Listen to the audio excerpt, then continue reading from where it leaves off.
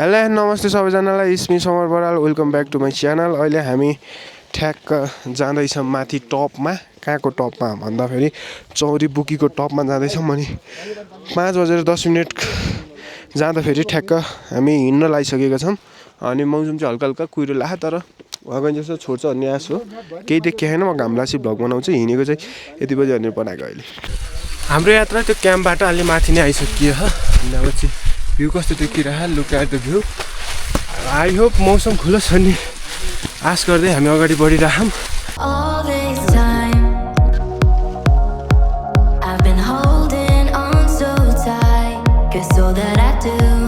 दुःखद खबर के हो भन्दाखेरि हामी हिँड्दा हिँड्दै पानी पऱ्यो। बिहान पनि पानी परिरहेको थियो। अनि त्यहाँपछि मेन भनेको हामी तल क्याम्पमै बस्नु त हामी त्यहाँ तल उसमै बसेको थियौँ, नजिकै बसेको थियौँ। त्यो अफ रोड स्टार्ट हुनुभन्दा अगाडि नै। अनि त्यहाँपछि त्यहाँबाट चाहिँ यहाँ आउनै हामीलाई 3 घन्टा लाग्यो। त्यो अफ रोड हान्नै 2-3 घन्टा लाग्यो। अनि भ्यू केही नदेखिला जस्तो लागेर त्यही क्याम्पमा बस्थ्यौँ। आज पनि बिहानदेखि खुल्न त यत्तिको खुलिरह, हिमाल चाहिँ नदेखिला जस्तो फिलिङ्स आइरह हामीलाई चाहिँ। अनि हाम्रो दाइको यहाँ जुगाड हेर्नु सक्नुहुन्छ। स्वास्थ्य जोगाउनु पऱ्यो नि दाइ। त्यही हो बाटो। त्यही साथीहरू हल्का हल्का बुगी फुलेको चाहिँ यहीँनिर पनि देखिराख्यो हल्का हल्का। माथिको सिभन्दा ठुल्ठुलो होला।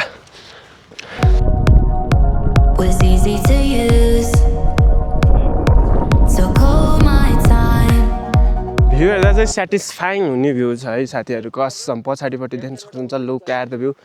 अलि माथिबाट देखाउँछ। तर कुरा के हो भन्दाखेरि पानी मिरमिर परिरहेको कि क्यामेरा चाहिँ परे जस्तो देखिएन होला होइन। पानी चाहिँ मिरमिर परे, तर पछाडिको भ्यू चाहिँ उपर दामी देखिरहेको। थैट देखिएन है। फुल स्टार्ट भइसक्यो है यहीँबाट। फुलहरू देख्न सक्नुहुन्छ, यहीँबाट फुल स्टार्ट भइसकेको अवस्था छ। त्यही तल नियम लेखेको थियो, सुमन दाइको नियम हो।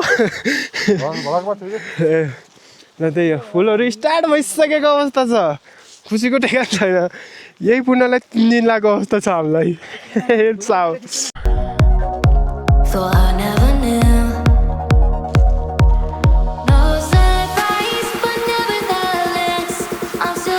बाटो चाहिँ उहाँ तल दाइहरू हिँडिराखेको।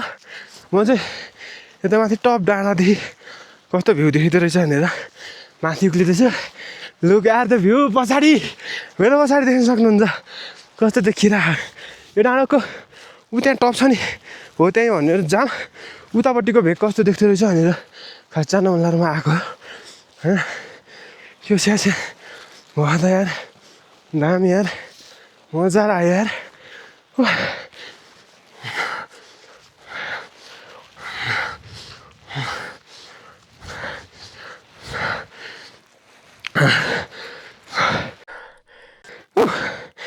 माथिबाट देखिने भ्यू है। अझै म टपमा पुगेँ होइन। उता मेन त उता कति हो कति, यताबाट देखेँ म भनेको मेरो लाटोबुड्डे। उता पनि देखिन्छ।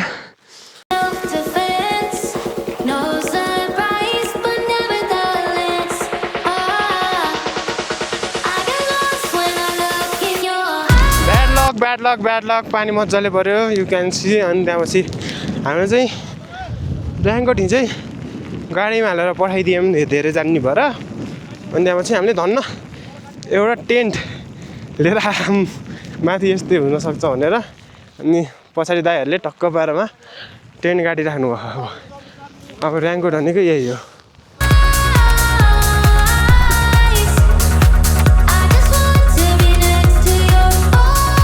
तर यस्तो हुन्छ त सोचेको थिएन यार।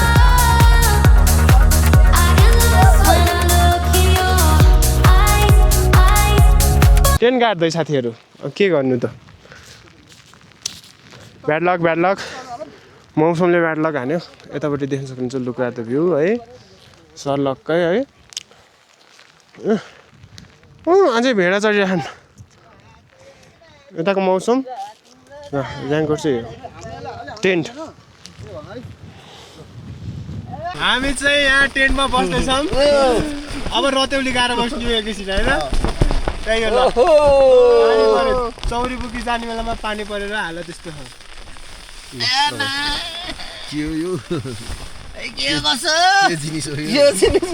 बुके ल्याइदेऊ है माथिबाट हामीलाई हामी त जान सकिन साइली माइली शान्त घुम्न आएको पुरीबाट धोती आज त दाइ के भयो हजुरलाई निन्द्रा लाग्यो ज्याप घर बुढी क्या दाइतिर आएकै यो त यो हाल हामी चाहिँ अडाउन पायो के लगाउँछ छैन चिसो हुँदो रहेछ के पछाडि यसले छोयो भन्दै त्यही हो ल चिसो भयो नि त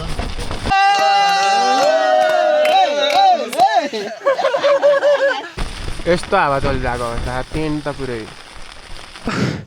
टेन्टबाट चाहिँ टेन्ट सेन्ट निकाल्दै हामीले दाइहरू चाहिँ माथि नजाने रे अन्त पछि म चाहिँ एक्लै हान्दिन लगाऊ माथि किन भन्दाखेरि अब यत्रो दुःख गरियो अब यो भ्यू हेर्नको लागि हामी 2 दिन एक्स्ट्रा बसियो क्या अब कति दिन एक्स्ट्रा बस्नु त होइन अस्ति आएर क्याम्पमा बसियो आफ्नै क्याम्पमा के भन्छ अरे भ्यू खुल्छ भनेर त्यो दिन पनि खुलेन होइन हिजो पनि बसियो हिजो पनि भ्यू खुलेन अब कति दिन बस्ने त नि होइन आज रिटर्न चाहिँ रिटर्न हुन्छौँ हामी अब आइसकेपछि कहाँसम्म हो डेस्टिनेसन त पुग्न पऱ्यो भन्ने हिसाबले म चाहिँ एक्लै 16 हान्दिएको मस्त सर दाइहरू चाहिँ फर्किसक्यो तर माथि आएपछि त चिसो नरहेछ यार यो डाँडाले हावा छेकेर हो कि के हो त्यही हो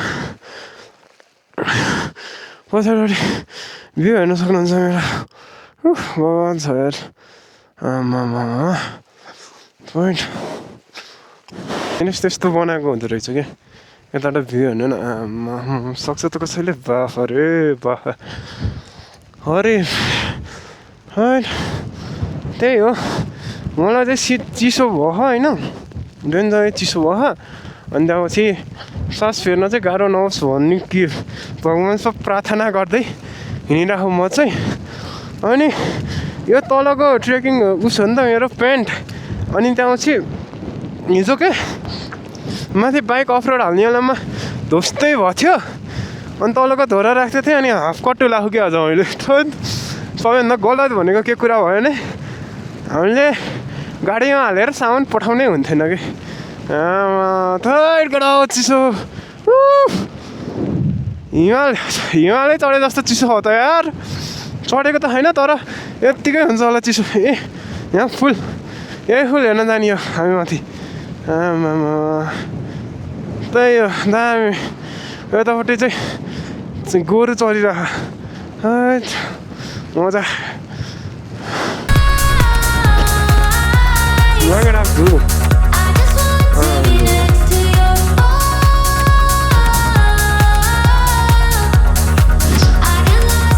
यो कालो कालो देख्नु नि यो गोरुहरू गाई गोरुहरू चढिरहेको होइन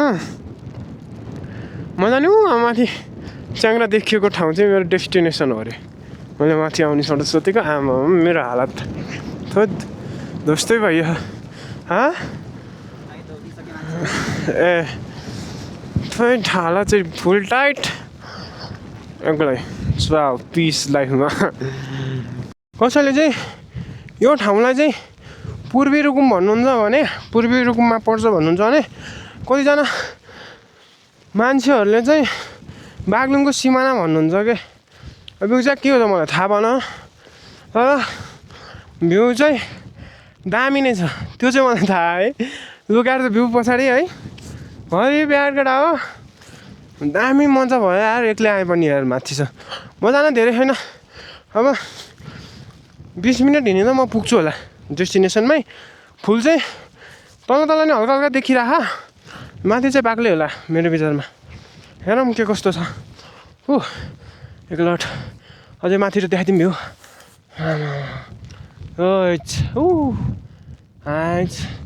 सक्दैन नि फेरि मरद अब हिँडेको ठाउँ डेस्टिनेसन अवश्य नै पुग्ने हो त्यही सोचले हिँडिरहेको म आएको बाटो त्यही सर देख्न सक्नुहुन्छ आमामामामा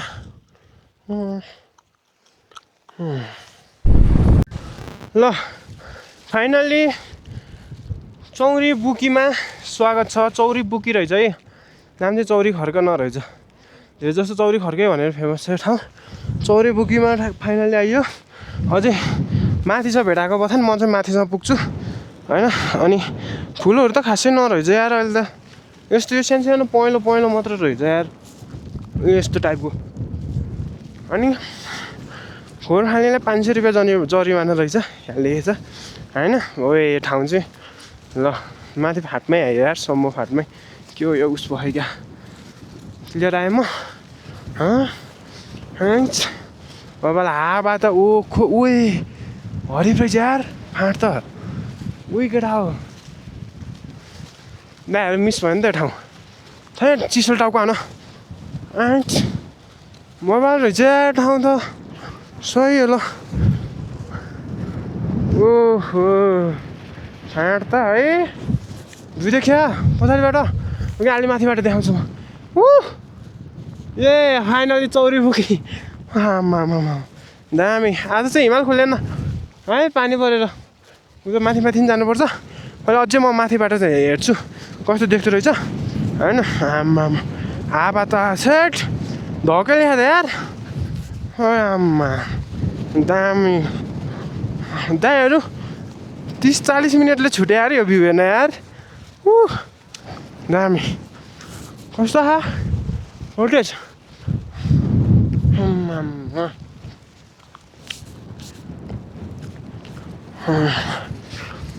साथीहरू हावा आम्मा आएछ यहाँबाट फाँट नाडा हेर्नु त चिल्ला आमा थट मजा यार मजा दामी। वाट्सएप ग्याङ वाट्सएप देख्न सक्नुहुन्छ होइन। म भेडाको हुलमा आइसकेँ आम्मामा। ल हेर्नुहोस् पछाडिपट्टि लुकाएर त भ्यू है, यतापट्टिबाट नि भ्यू हेर्नुहोस्। अनि त्यहाँपछि यो चाहिँ मेरो एफपिपी सट आउँछ है, के भन्छ अरे दाइले तलबाट ड्रोन उडाइराख्नु भयो खोइला त्यो सट आउँछ। 3, 2, 1 गो।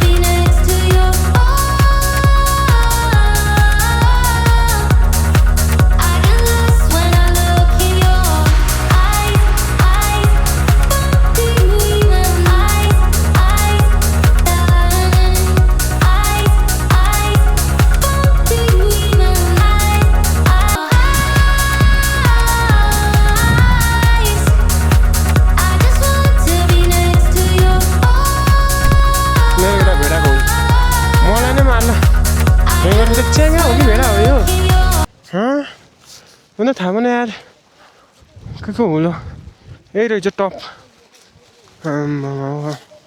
टपबाट देखिने भ्यू है चौरी बुकीबाट फुलहरू खासै नरहेछ अहिलेको सिजन त्यही हो यहाँ चाहिँ निर्मला दिन बनेर भइसक्यो होला है कि अब यो मान्छेले बस्नुलाई टेन्ट बनाएको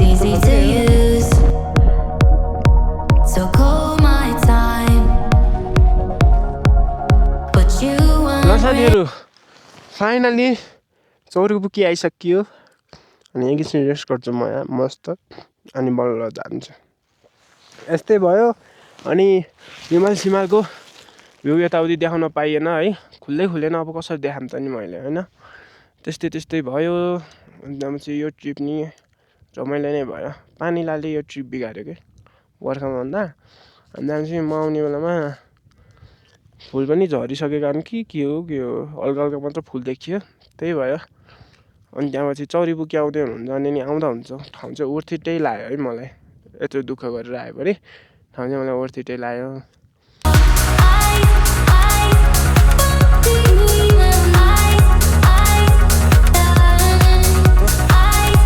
यो ठाउँबाट फर्केँ त्यहाँदेखि चिया हावा चलेको भयो कि अब दुख्ला जस्तो भयो कि कस्तो डुम हाने जस्तो भयो टाउको त त्यही भएर लास्ट सर्ट भ्यू देखाइदिउँ